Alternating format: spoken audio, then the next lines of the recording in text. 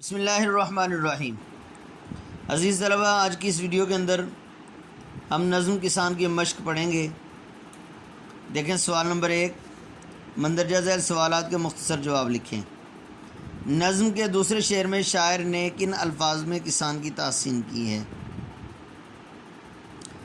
جواب اس کا ہم اس طرح لکھیں گے، نظم کے دوسرے شعر میں شاعر نے قوی انسان، ارتقاء کا پیشوا، تہذیب کا پروردگار کہہ کر کسان کی تحسین کی ہے۔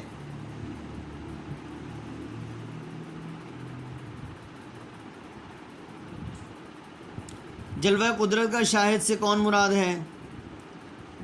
جلوہ قدرت کا شاہد سے مراد کسان ہے،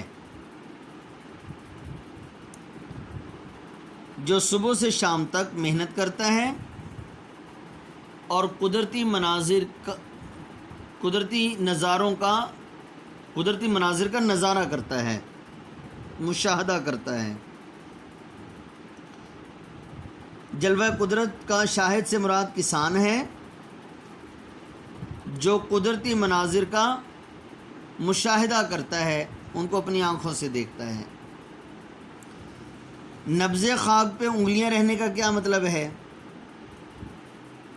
مطلب یہ ہے کہ اس کی انگلیاں دن کے وقت خاک کو چھاننے میں لگی رہتی ہیں، یعنی کھیتی باڑی کرنے میں کسان ہر وقت مصروف رہتا ہے۔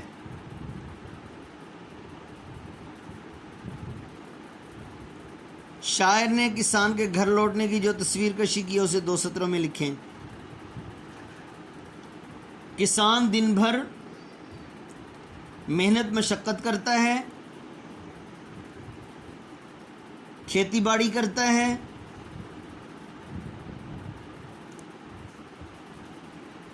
شدید گرمی اور لو کی وجہ سے اس کا چہرہ جھلس جاتا ہے،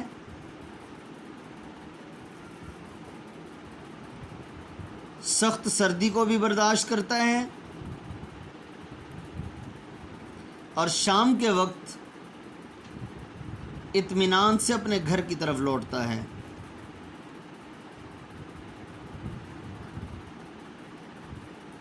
سردی کا تذکرہ آپ کی نظم کے اندر نہیں ہے، چونکہ سردی کے اندر بھی کھیتی باڑی کا کام ہوتا ہے، اس لیے میں نے سردی کا تذکرہ کیا ہے۔ شاعر نے کسے ارتقاء کا پیشوا کہا ہے؟ شاعر نے کسان کو ارتقاء کا پیشوا کہا ہے۔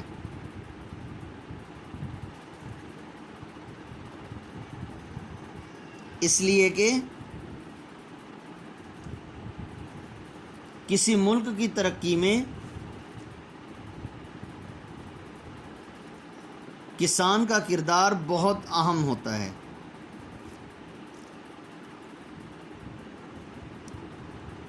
کھیت سے منہ پھیر کر کسان کہاں جاتا ہے؟ کھیت سے منہ پھیر کر کسان اپنے گھر کی طرف جاتا ہے۔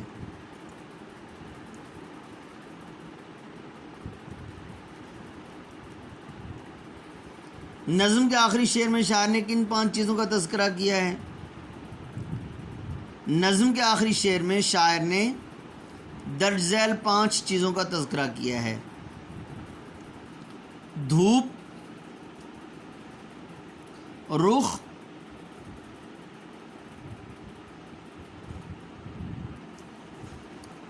مشقت کے نشان، کھیت، گھر۔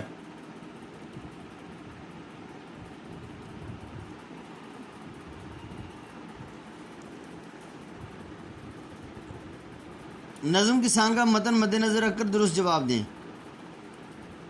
نظم کا ابتدائی منظر ہے جھوٹ پٹے کا۔ کسان کی انگلیاں دن کے وقت رہتی ہیں خاک کی نبض پر۔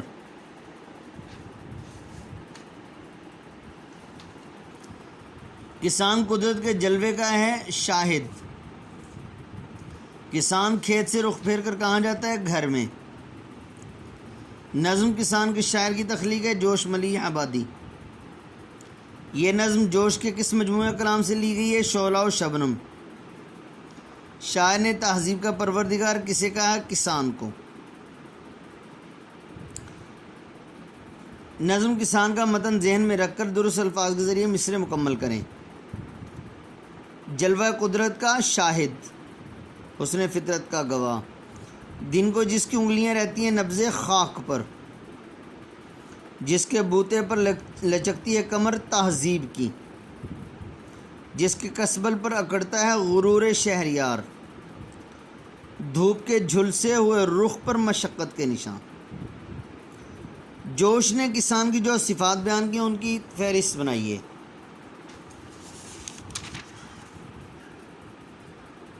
جی کسان کی صفات: قوی انسان،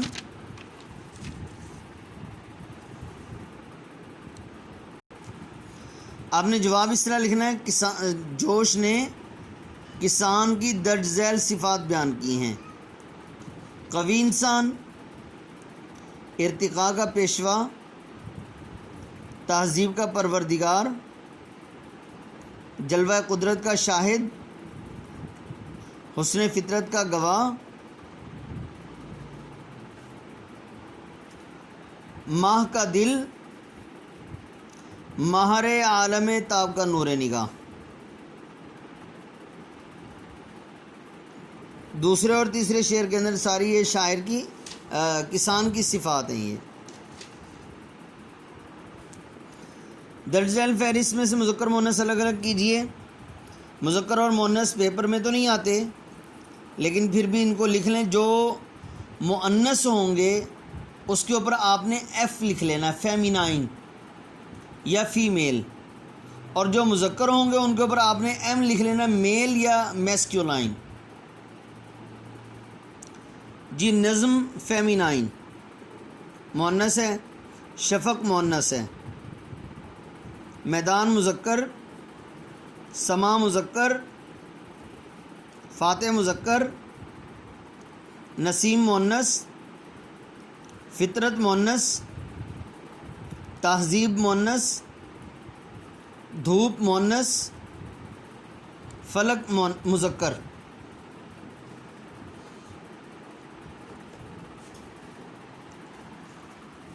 مندرجہ ذیل الفاظ کو اپنے جملوں میں استعمال کریں۔ ان کے معنی میں نے آپ کو بتا دیے، جملے آپ کو پیپر میں نہیں آتے۔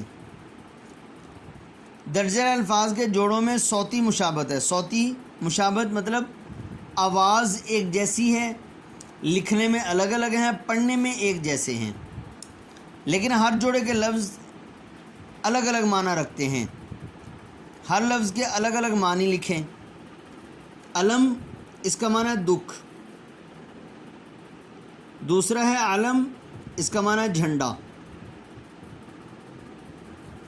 بعض، کچھ،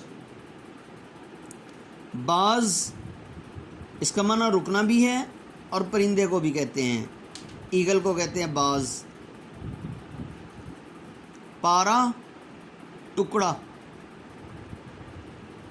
یہ پارا الف کے ساتھ مرکری جو تھرمامیٹر کے اندر پارا ہوتا ہے۔ روزہ، روزہ جو رمضان کے روزے وغیرہ رکھے جاتے ہیں، روزہ مزار کو کہتے ہیں، مرقد، مزار۔ کاش، ٹکڑا، کاش حرف تمنا۔ تو اس میں اہم چیزیں جو ہیں وہ ایم سی کیوز ہیں، الفاظ معنی ہیں، اور اس کے ساتھ ساتھ سوالوں کے جواب ہیں۔ تو آپ نے پوری مشق کو بھی اچھی طرح سے یاد کر لینا ہے۔ السلام علیکم ورحمۃ اللہ وبرکاتہ۔